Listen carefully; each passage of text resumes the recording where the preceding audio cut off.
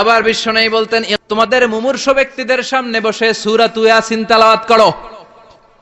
রূহ চলে যাবে, মৃত্যুর একেবারে দ্বার প্রান্তে দাঁড়িয়ে এই মুহূর্তে তার পাশে বসে পড়তে আরম্ভ করেন, ইয়াসিন ওয়াল কুরআনিল হাকীম ইন্নাকা লামিনাল মুরসালিনা আলা সিরাতিম মুস্তাকিম। ওই ব্যক্তির ঈমানের মৃত্যু দান করে দিবে কে? আল্লাহ। মৃত্যুর কষ্ট হালকা করে দিবে কে?